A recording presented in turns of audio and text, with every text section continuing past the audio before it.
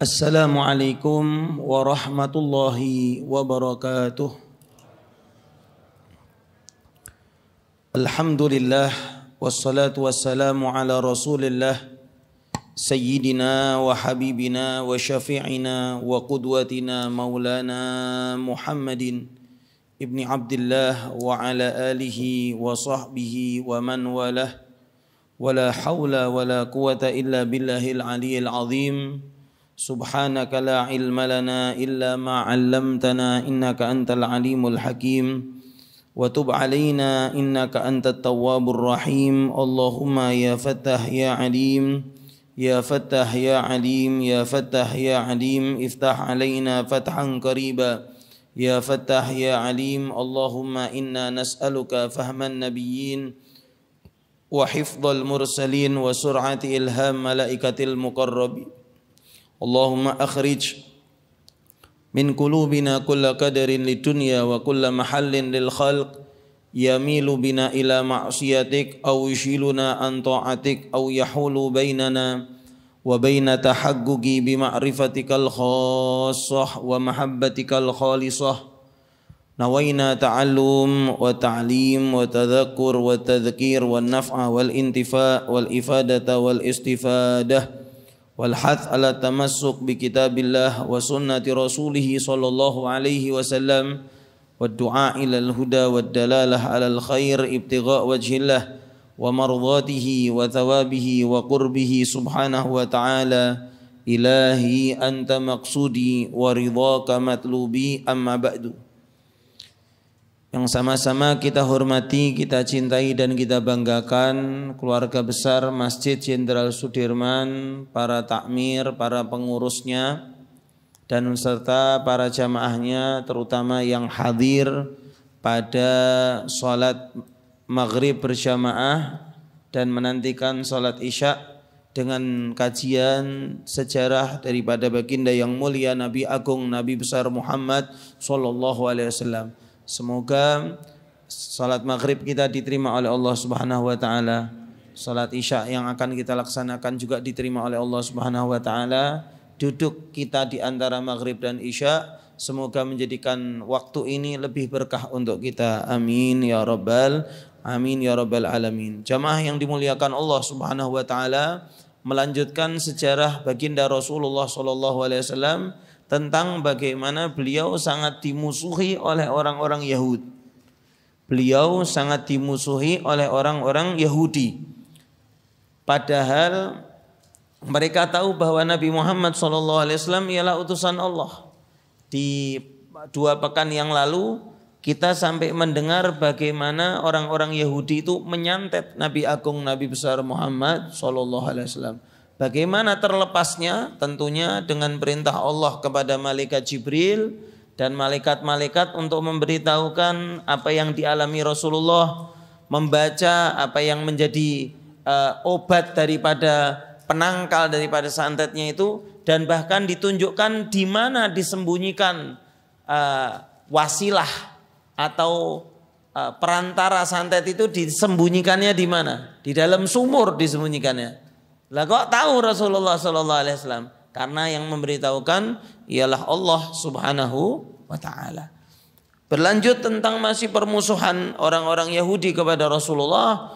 Karena ini kita berada di dalam pembahasan bab mu'adatul Yahud.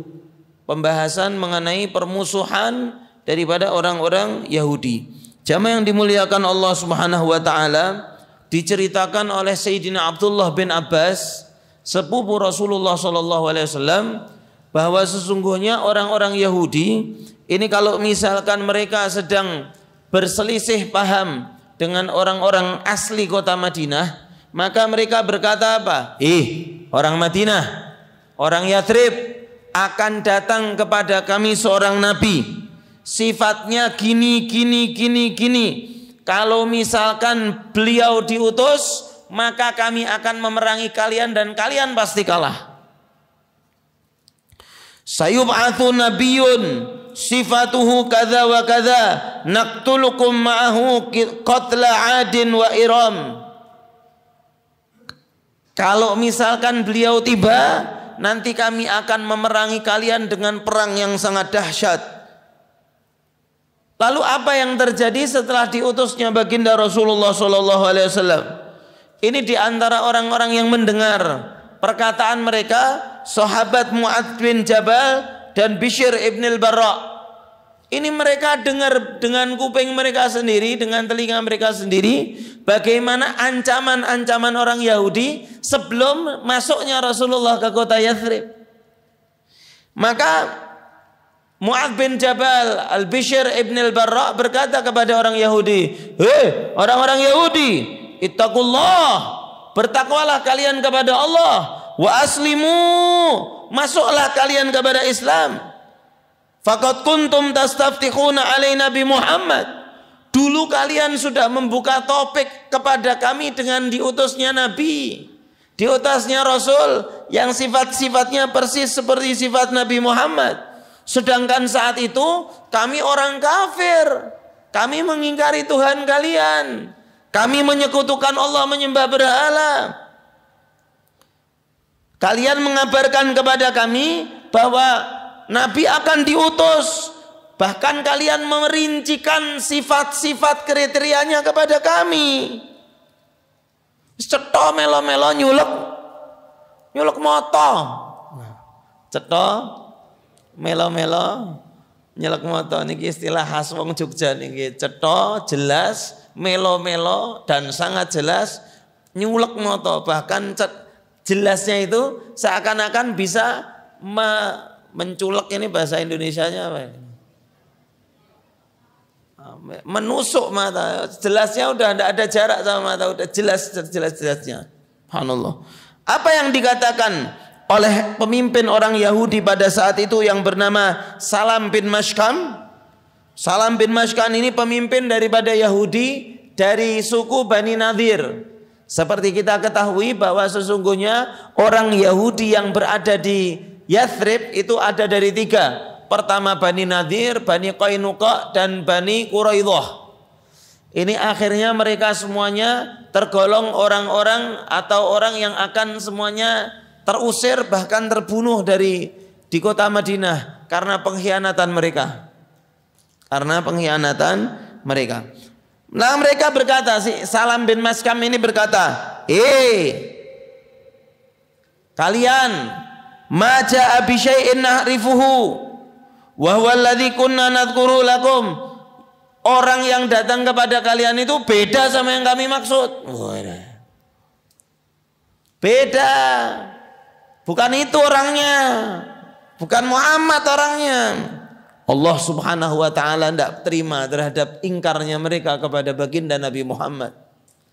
Langsung turun firman Allah Subhanahu wa taala seperti di dalam surat Al-Baqarah ayat 89, "Walamma ja'ahum kitabun min 'indillahi musaddiqul lima ma'hum wa kanu min qablu yastaftihuna 'alal ladzina kafaru falamma ja'ahum ma 'arafu kafaru bih fala'natullahi 'alal kafirin."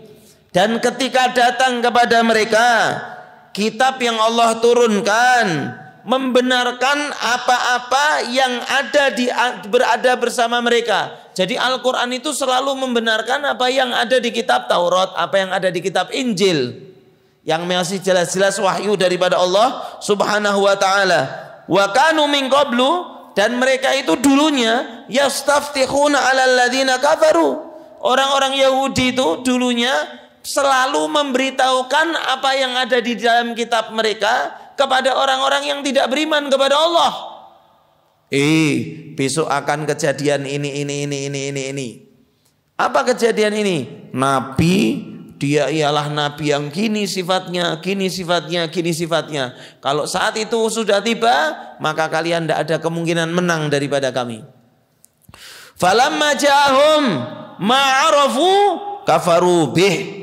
Ketika tiba kepada mereka, datang kepada mereka apa yang mereka ketahui, maka mereka ingkar borawuh. Mereka mengingkari, tidak terima. Kenapa kok Nabi yang diutus itu bukan dari mereka? Kenapa kok diutusnya dari orang Arab malah? Urusan kalau sudah sama Allah, tidak peduli dari mana, tidak peduli siapa. Kalau kita terlalu memedulikan dari mana dan siapa, maka yang berugi ialah kita, bukan Allah. Contoh Jalut dan Tolut. Ketika mereka ke Nabi Samuel, mbok diutus kepada kami orang yang bisa melawan Jalut ini loh. Jalut ini udah kebangetan. Maka mereka itu berharap kalau yang diutus sebagai pemimpin yang memerangi Jalut, ini orang-orang yang ada di antara mereka ini yang minta kepada Nabi Samuel. Allah tidak menuruti apa yang mereka inginkan, Barawu.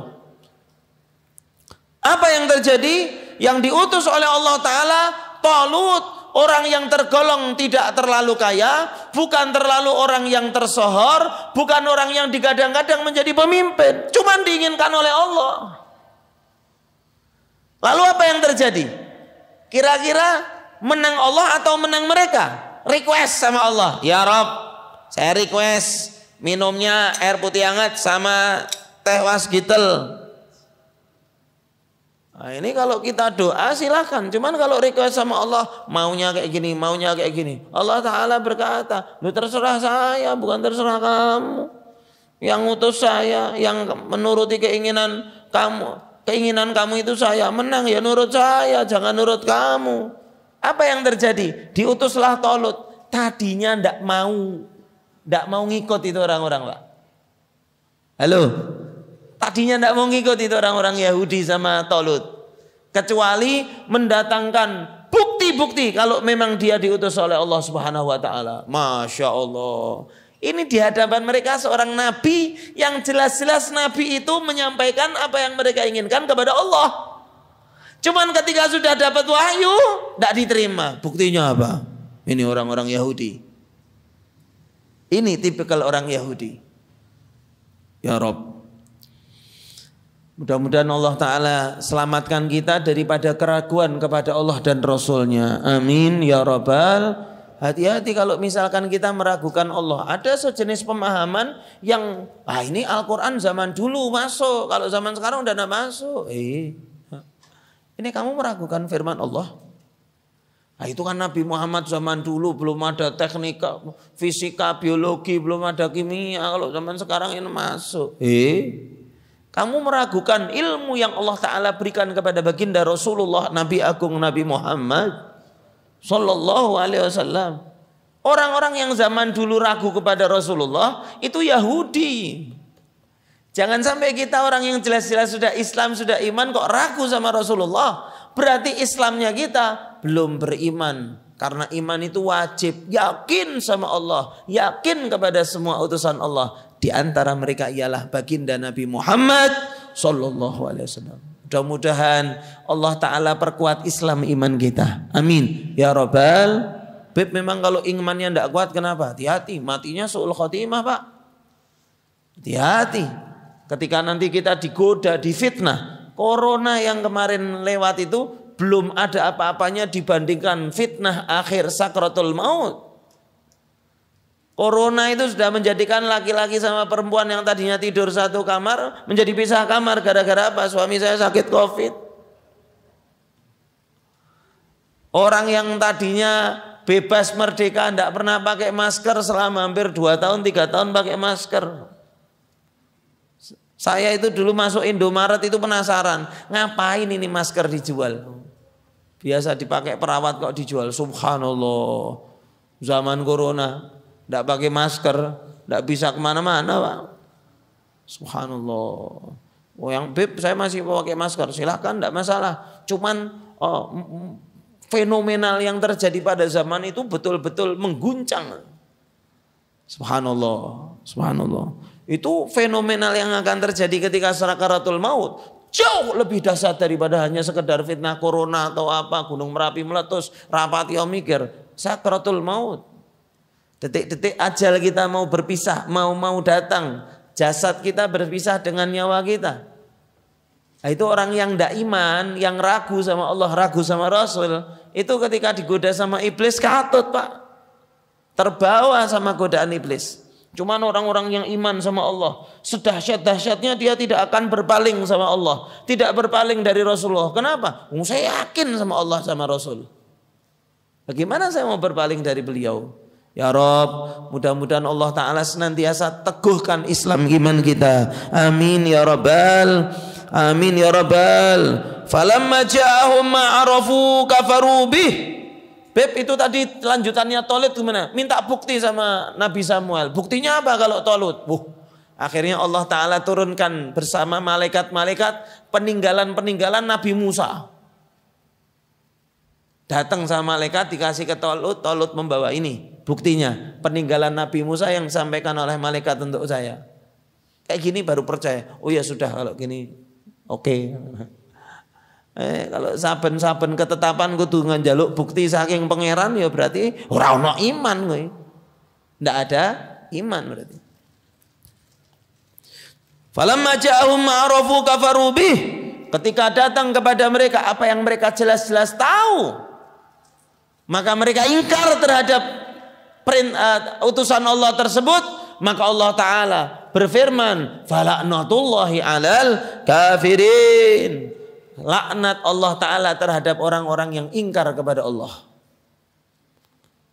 La ilaha illallah Muhammad Rasulullah. Surat Al-Baqarah ayat 89. Jamaah yang dimuliakan Allah Subhanahu wa Ta'ala, di antara orang pembesar-pembesar Yahud ada yang bernama Malik bin Ibn Salt.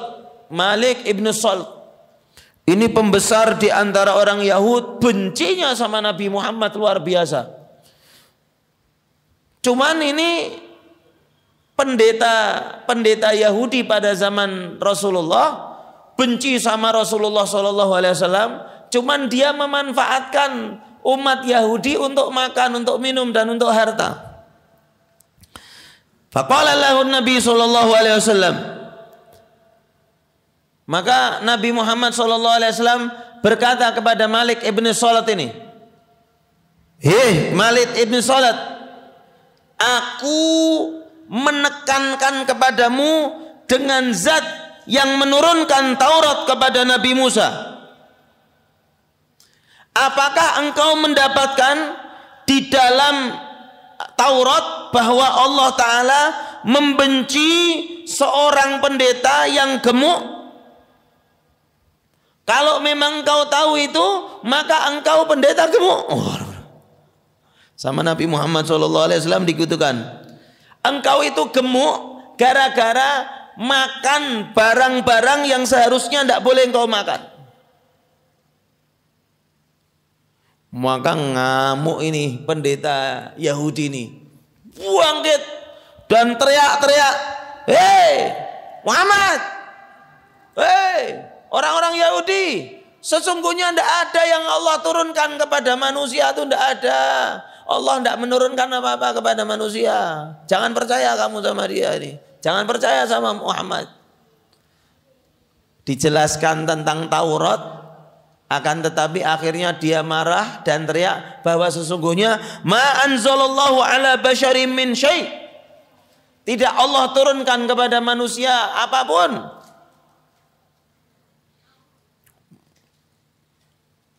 Setelah teriak-teriak ini, maka orang-orang Yahudi tadi bingung. Kamu ngomong apa tadi? Iya, tidak diturunkan. Allah tidak menurunkan apa-apa kepada manusia. Maka orang-orang Yahudi, loh kamu itu kan selalu menyampaikan kepada kami bahwa Musa ini kan utusan Allah. Lah dia manusia gimana terus? Keperucut ya Pak. Saking jengkelnya kepada Nabi Muhammad, maka dia berkata-kata mengingkari apa yang selalu dia katakan kepada orang-orang Yahudi, bahwa Nabi Musa ialah utusan Allah. Aneh dan tadi. Ketika dia marah, dia berkata sesuatu yang mengingkari semua perkataannya dia selama ini kepada orang Yahudi. Apa itu? Diutusnya Nabi Musa kepada orang-orang Yahudi. Maka siapa itu namanya? Si pendeta gendut yang namanya Malik bin Waskamin, bukan? Coba jenenge kuwi mau. Malik bin Salat. Dia bilang apa? Qad aghdabani. Itu Muhammad buat jengkel saya kok. Maka saya ngomong kayak gitu. Orang-orang Yahudi jengkel aja. Oh, ini pas ngamuk ngomongnya sak nyelekope dhewe berarti ya. Hati-hati Pak nggih. Ketika kita marah jangan sampai kita berkata-kata dusta. Maka kalau misalkan ketika marah kita dusta, orang enggak ada yang percaya sama kita, Pak. Jadi semarah-marahmu tetap berkata jujur. Qulil haqqa walau kana murra. Katakan yang benar walaupun dalam keadaan pahit. Kamu marah, kamu buat ajar sama saya. Benar omongan saya? Benar sih. Jangan persis seperti Malik bin Salat ketika ketika dia dijelaskan oleh Rasulullah, Allah tidak suka sama pendeta gendut. Betul? Di Taurat seperti itu. Lah kamu ini pendeta gendut. Kamu makan makanan daripada orang-orang Yahudi dengan tidak benar. Marah. Manusia itu tidak mendapatkan wahyu sama sekali dari Allah. Orang-orang Yahudi ini bingung. Loh, kamu kan bilang Musa itu utusan Allah toh Pak? Oh iya, dia buat marah saya, makanya saya ngomong gitu. Akhirnya hilang kepercayaan orang Yahudi sendiri kepada Malik ibn Salat. Fanaza'uhu anir ri'asah. Maka diambil. Wes kamu tidak usah jadi pemimpin lagi. Akhirnya yang menjadi pemimpin siapa? Al-Ka'ab ibn al-Ashraf. Maka setelah kejadian ini Allah Ta'ala menurunkan firman-Nya, wa ma qadarullaha haqqa qadrih. Maka mereka tidak mampu kepada Allah sesuai dengan kemampuan. Mereka tidak ada kemampuan untuk melawan Allah. Idh qalu, ketika mereka berkata, ma anzalallahu ala basyarim min syai'. Tidaklah Allah turunkan kepada manusia sesuatu wahyu apapun. Qul, katakanlah wahai Muhammad, man anzalal kitab alladzi ja'a bihi Musa. Kalau begitu, siapa yang menurunkan buku atau kitab yang diturunkan kepada Nabi Musa? Katanya Allah tidak mengutus kepada manusia. Lalu ya kitab yang dibawa Nabi Musa itu yang menurunkan siapa? Musa ya manusia, kitab ya Taurat yang kalian dapatkan, yang menurunkan siapa? Ya Allah. Berarti memang Allah Ta'ala menurunkan atau mengutus manusia-manusia dengan kitab-kitab yang Allah Ta'ala berikan kepada mereka untuk menuntun manusia yang lain ke jalan Allah. Dan utusan yang terakhir yang diutus oleh Allah yang membenarkan semua utusan-utusan sebelumnya. Nabi terakhir, utusan terakhir, beliau ialah baginda yang mulia Nabi Agung Nabi besar Muhammad sallallahu alaihi wa ala alihi wa sahbihi wasallam. Ayat yang barusan di dalam surat Al-An'am ayat 91. Allah Subhanahu wa taala juga menjelaskan, falamma ja'ahum ma'arafu kafaru bih. Setelah mereka mendapatkan apa yang mereka ketahui, mereka tidak mau. Tidak. Lah ini mending tidak usah. Jamaah yang dimuliakan Allah, jenengan perlu ketahui bahwa sesungguhnya selama di kota Madinah, Nabi Muhammad itu enggak ongkang-ongkang kaki enak-enakan, enggak. Salah satu di antara rintangan terbesar Nabi Muhammad ialah di dalam meladeni orang-orang Yahudi ini yang selalu berusaha untuk memecah belah umat Islam. Selalu berusaha untuk mengingkari Nabi Muhammad, menggoyahkan iman daripada para sahabat yang sudah beriman kepada Allah dan Rasulnya. Jangan dipikir enak Nabi Muhammad yo. Oh ini, hati-hati. Perjuangan Rasulullah SAW itu dahsyat. Kalau perjuangan beliau tidak dahsyat, beliau tidak menjadi Nabi ulul azmi Pak. Ulul azmi itu apa? Nabi yang memiliki tingkat kesabaran lebih daripada nabi-nabi yang lain. Sallallahu alaihi wa ala alihi wa sahbihi wasallam. Jamaah yang dimuliakan Allah, ini ada yang antik ini. Sebelum datangnya Rasulullah, seperti tadi kita beritahukan, bahwa sesungguhnya di kota Yathrib ini ada 3 kelompok Yahudi, 3 suku Yahudi, Bani Quraidah, Bani Nadir, dan Bani Qainuqa. Maklum, zaman dulu belum ada negara, zaman dulu belum ada pemerintahan. Jadi kalau misalkan ada perseteruan, itu suku sama suku perang. Allah. Ini teringat kejadian huru-hara yang terjadi di Jogja hari-hari ini, Pak. Ya Allah. Sebagai orang Jogja, saya berkata, kalau yang mau buat Jogja tidak tentrem, jangan di Jogja lah.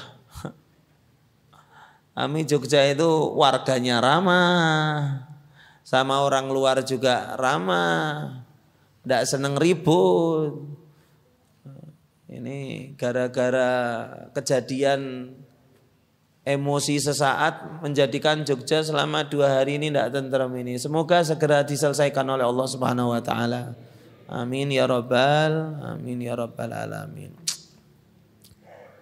Krungu kok lagi baca tentang suku sama suku perang, kalau teringat terhadap 2 kelompok yang baru-baru ini Jogja baratnya bertikai dan berseteru. Kasihan orang-orang yang tidak ada urusannya sama mereka. Gitu. Mending ngono ki karo Pak Polisi kumpulke ning stadion wis nek gelut-gelut ning ngene ora mung. Mboten kalau di Kediri Pak, itu ada cakdor Pak. Jadi pencak tempur. Jadi gelut-geluton ning ngene. Wah nek wis rampung ya rampung, mending ngono wae.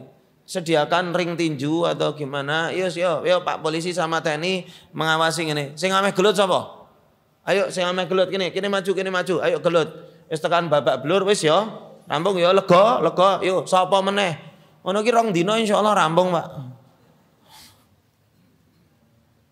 Daripada akhirnya merusak fasilitas umum, mengganggu orang mau lewat. Terima kasih kepada kepolisian dan kepada aparatur pemerintah yang senantiasa menjaga masyarakat. Mudah-mudahan Allah Ta'ala jaga kita semuanya. Amin ya rabbal alamin. Saya dikasih tahu sama teman saya, Jogja yang biasanya jam 9 masih ramai, kemarin gara-gara huru-hara sepi. Kayak zaman corona. Jamaah yang dimuliakan Allah Subhanahu wa taala, Yahudi ini mereka kalau misalkan lagi bertempur sama suku-suku lain, doanya mereka apa, Pak? Doanya mereka itu gini, mereka tawasul sama Nabi Muhammad. Mereka berdoa, ya Allah, kami meminta pertolonganmu ya Allah, dengan kedudukan Nabi yang buta huruf, yang engkau janjikan bahwa engkau akan mengutusnya di akhir zaman. Tolonglah kami ya Allah, bantulah kami ya Allah. Dan ini kalau setiap doa seperti itu menang. Mereka tahu dengan sifat-sifatnya. Nabi yang buta huruf, yang engkau janjikan akan engkau utus di akhir zaman. Ya Allah, dengan kedudukannya di sisimu, bantulah, tolonglah, menangkanlah kami ya Allah. Menangan. Bayangkan itu. Ketika dulu pas butuh, minta bantuan dan pertolongan Allah dengan kedudukannya Nabi Muhammad. Setelah datang, ingkar. Orang ndelehong niku. Ora kebangetan wong model kaya ngono kuwi. Subhanallah. Menangan, Pak. Musuhnya siapa, Beb? Musuhnya Ghatafan. Musuhnya ialah suku-suku di sekitar kota Madinah yang tempur sama mereka. Suku-suku itu kalah. Kok menangan nih orang-orang Yahudi. Wah, wak duit ndonga. Ndongane napa? Tawasul. Tawasul sama siapa? Nabi yang diutus akhir zaman, sifatnya apa? Buta huruf, tidak bisa baca. Dan Nabi Muhammad SAW dengan cerdas dan pintarnya beliau, subhanallah, buta huruf, tidak bisa menghitung, tidak bisa menulis, tidak bisa membaca. Shallu ala Nabi Muhammad. Ini kalau misalkan ada orang, Beb, kok persis saya gitu. Saya tidak bisa ngitung, tidak bisa baca, tidak bisa untuk model wong kados jenengan kula itu suatu hal yang tercela. Itu bukan suatu hal yang berprestasi. Cuman untuk baginda Nabi Muhammad SAW, kalau beliau kecerdasan, pintar menghitung, pintar membaca, pintar menulis seperti orang-orang pada umumnya, maka yang akan timbul, oh Al-Qur'an iki karangane Muhammad iki paling maca saka ngendi iki. Oh Al-Qur'an ini gawane Muhammad. Oh tulisan ini Muhammad sing ngarang. Cuman itu terbantahkan karena mereka tahu Nabi Muhammad tidak bisa membaca, Nabi Muhammad tidak bisa menghitung, Nabi Muhammad tidak bisa menulis, bahasa Arabnya ummi. Dan itu mereka ketahui di kitab-kitab yang diturunkan oleh Allah Ta'ala, di Taurat dan Injil. Nabi yang terakhir buta huruf, buta angka, buta baca, tidak bisa membaca, tidak bisa menulis. sallallahu alaihi wa ala alihi wa sahbihi wasallam. Loh Habib, lalu Al-Quran itu yang nulis siapa? Sahabat. Nabi Muhammad mengeja dan sahabat yang menulis. Nabi Muhammad tidak bisa berkata-kata syair. Berdendang syair itu tidak bisa Nabi Muhammad SAW. Padahal kok tingkat kefasihannya Rasulullah di atas rata-rata, cuman bersyair tidak bisa. Karena memang itu sudah apa ya? Sudah garisan Allah. Wa ma huwa biqauli syair. Muhammad ini tidak bisa bersyair. Beda sama kalian yang pintar melantunkan syair. Nabi Muhammad tidak bisa melantunkan syair. Tidak bisa. Secara tabiah tidak bisa. Subhanallah. Jamaah yang dimuliakan Allah Subhanahu wa taala, di antara pendeta Yahudi ada yang bernama Syash bin Qais al-Yahudi. Ini mungkin menjadi penutup, ini tinggal beberapa menit lagi. Syash bin Qais al-Yahudi ini bencinya sama umat Islam pol-polan padahal bertetangga. Ini makanya kadang-kadang umat Islam itu orang yang sangat toleransi kepada agama lain. Cuman kadang-kadang agama lain itu tidak toleransi sama umat Islam. Kita ini mayoritas umat Islam di Indonesia. Bagaimana kerukunan agama di sini? Coba ketika umat Islam yang jadi minoritas. Tidak usah jauh-jauh ke luar negeri. Di Indonesia ketika Islam minoritas apa yang terjadi, Pak? Maka Islam itu agama yang rahmatan lil alamin ini benar-benar terbukti. Ketika zamannya Umar ibn al-Khattab, umat Islam di Mesir ini merindukan Islam. Kenapa? Ketika dipimpin oleh yang non-muslim, kacau balau mereka. Yang di Baitul Maqdis itu ketika dipimpin sama yang muslim tenang. Dipimpin yang non-muslim, kacau balau mereka. Kenapa? Islam itu agama sangat toleransi. Tidak mau memaksakan, mempersilahkan orang beribadah dengan agamanya, silahkan. La ikraha fiddin. Allah langsung yang mengajarkan toleransi kepada kita dengan firman-Nya, tidak ada paksaan di dalam beragama. Qad tabayyana rusyd minal ghayy. Sudah jelas mana yang petunjuk, mana yang lurus, mana yang melengkung, mana yang belok. Jelas. Tidak ada paksaan di dalam agama. Beberapa kali kami hadir ke satu daerah-daerah yang di situ Islam menjadi minoritas, ya ternyata Islam ya tertekan. Tekan. Di negara ini. Allah. Oh, negara luar sana. Wah, meneh-meneh. Waktu yang lalu bagaimana ada masjid orang lagi ibadah ditembaki sama satu orang. Bukan nembaki tok, streaming, Pak. Streaming. Allah. Beb, kalau itu kita laksanakan di Indonesia gimana? Haram. Dosa besar. Dosa besar mengganggu orang umat non muslim di dalam ibadah mereka. Dosa besar. Man adza dzimmiyan faqad adzani wa man adzani faqad adzallah. Rasulullah bersabda, orang yang mengganggu non muslim yang di dalam jaminan pemerintahan, maka seperti mengganggu saya berarti. Tidak boleh ganggu non muslim yang sedang dalam keadaan dijamin oleh pemerintah.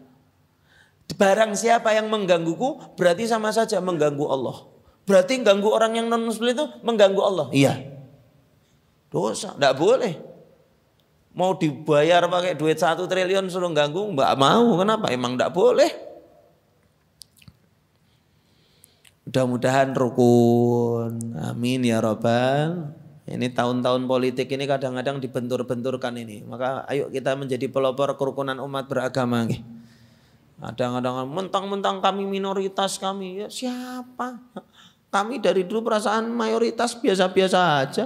Wong gereja sama masjid jejerannya biasa. Tidak ada masalah. Cuman memang sering diadu-adu, dipanas-panasi. Nah ini yang terjadi di zaman Rasulullah SAW.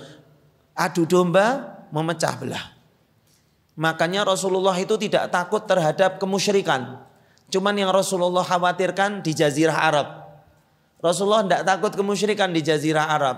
Pondasi Islam sudah sangat kuat. Cuman yang paling mengkhawatirkan Rasulullah ialah kalau mereka diadu domba. Dan itu terjadi sekarang.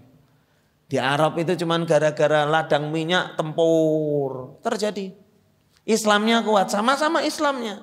Cuman memperebutkan dunia, memperebutkan sesuatu yang bisa direbut dari harta, dari fitnah dunia ini, tempur padahal podo-podo Islami. Na'udzubillahi min. Ini jangan terjadi di Indonesia.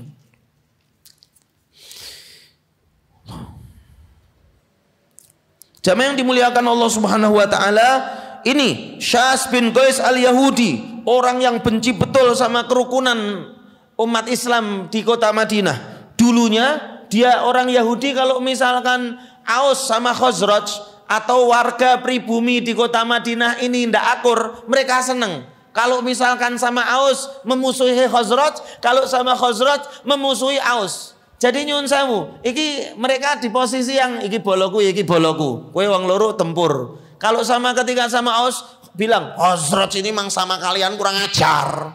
Wis yang paling akrab ning awak dhewe tok. Orang Yahudi yang fair sama kalian. Cuman ketika sama Khazraj bilang, Aus iki kurang ajar. Tiba Nabi Muhammad, Aus sama Khazraj yang dari dulu tukaran, yang dari dulu bermusuhan, akur. Gandeng-gandengan, piye Bro, kabare Bro? Api, kowe payu pira mau? Aku payu sakmene, aku sakmene. Sing ora trimo sapa? Yahudi, kurang ajar. Biyen awak dhewe duwe bola akeh, saiki awak dhewe ra duwe bola, kuwi sing malah musuhan biyen kok dadi kekancan. Yang dulu bermusuhan kok malah sekarang bersahabatan. Akhirnya apa? Dipanggil, ada anak Yahudi yang pinter, yang hafal banyak syair. Gini kok. Gini kowe kan. Kenapa Pak? Kamu ikut duduk di sana terus pancing permusuhan dengan syair-syair mereka. Siap. Sang pemuda ikut duduk-duduk. Ingat enggak dulu syair yang dulu itu yang apa ya? Yang ini yang apa ya? Yang ini loh. Yang apa ya? Etok-etok lali ngono ki. Maka yang dari Aus bilang, "Oh, jangan-jangan yang kamu maksud syair ini membanggakan suku Aus." Wah. Khazraj tidak terima. Oh, jangan salah. Kami juga ini. Cuman gara-gara dipancing, akhirnya Pak, tidak lama setelah ini, maka mereka langsung berbaris 2 shaf mau perang. Gara-gara cuman dipancing oleh orang yang namanya Syas ibn Qais. Maka hati-hati kalau ada orang yang mau mengadu dombamu dengan orang lain. Antek Yahudi. Hati-hati. Beb, ini dohirnya orangnya kayaknya Muslim, Beb. Jangan salah, antek Yahudi gitu. Seperti zaman sekarang, kiai diadu domba sama para habaib. Para habaib diadu domba sama umat Islam. Ada yang usir raja, wah ini. NU diadu domba sama Muhammadiyah. Ini yang seneng adu domba, antek Yahudi. Beb, Muslim kok Beb sholat? Iya, mungkin Muslim sholat. Cuman di pikirannya tidak tenang kalau umat Islam akur. Coba kira-kira kalau umat Islam akur, yang tidak senang siapa? Musuh-musuh Islam. Yang ketawa itu musuh Muslim. Oh toh, tenan toh, Islam gampang gitu. Allah. Pun 2 shaf. Ber. Siap tempur. Ada seorang sahabat yang, Rasulullah, cepat kabarkan Rasulullah. Ini mau perang ini. Rasulullah, Aus dan Khazraj sudah mau bertempur ya Rasulullah. Rasulullah segera datang dan berdiri di tengah-tengah barisan itu. Nangis Rasulullah. Ya ma'syaral muslimin. Wahai orang-orang Islam, Allah, ittaqullah. Rasulullah di tengah-tengah nangis Rasulullah. Melihat orang yang tadinya seperti saudara, sekarang sudah siap perang. 2 barisan, sudah siap perang. Nangis Rasulullah. Ya ma'syaral muslimin, Allah ittaqullah. Apakah ini seperti kegiatan ketika zaman kebodohan terulang lagi, sedangkan aku masih di antara kalian? Diingatkan sama Rasulullah, Pak. Biar. Nangis ini. Semuanya nangis. Yang tadinya mau perang, akhirnya apa? Teletabis, Pak. Berpelukan. Diapura aku ya. Maka penyebab paling gampang untuk menjadikan umat Islam bersatu itu ingatkan mereka tentang Nabi Muhammad SAW. Manusia yang sangat ingin mereka itu bersatu dan tidak berselisih. Shallu ala Nabi Muhammad. Ingatkan mereka tentang Rasulullah. Ini makanya mengingat tentang Rasulullah itu seperti lem yang merekatkan kita terhadap segala kebaikan. Kalau tidak ingat sama Rasulullah, lemnya itu hilang Pak, perekatnya hilang. Jauh dari segala macam kebaikan. Kita sesama Islam, akrab, perintah Rasulullah. Kita kepada non-muslim tidak boleh memusuhi perintah Rasulullah. Kalau kecintaan, kaguman kepada Rasulullah diambil dari umat Islam, maka perintah Rasulullah seakan-akan biasa saja. Dan ini sangat berbahaya. Semoga kajian tentang sirah nabawiyah ini menjadikan kita tambah cinta. Besar cinta kita kepada Nabi Agung, Nabi besar Muhammad sallallahu alaihi wa ala alihi wa sahbihi wasallam. Amin ya rabbal. Amin ya rabbal. Rabbana taqabbal minna innaka antas samiul alim wa tub alaina innaka antat tawwabur rahim wa sallallahu ala sayyidina Muhammadin wa ala alihi wa sahbihi wasallam walhamdulillahi rabbil alamin. Al-Fatihah. A'udzubillahi minasyaitonir rajim. Bismillahirrahmanirrahim. Ar-Rahmanir Rahim. Maliki yaumiddin. Iyyaka na'budu wa iyyaka nasta'in. Ihdinas siratal mustaqim. Siratal ladzina an'amta 'alaihim ghairil maghdubi 'alaihim waladdallin. Amin. Ini tentang bagaimana permusuhan orang-orang Yahudi masih panjang. Sing sabar nggih. Bukan dengan ini kok kita langsung suruh memusuhi orang Yahudi, melaknat mereka, bukan. Cuman kita membayangkan bagaimana perjuangan Nabi Muhammad SAW. Bayangkan bagaimana perjuangan Nabi Muhammad SAW. Mudah-mudahan kita tergolong umat yang melanjutkan perjuangan beliau. Amin ya rabbal alamin. Banyak salah saya mohon maaf yang sebesar-besarnya. Saya akhiri. Wassalamualaikum warahmatullahi wabarakatuh.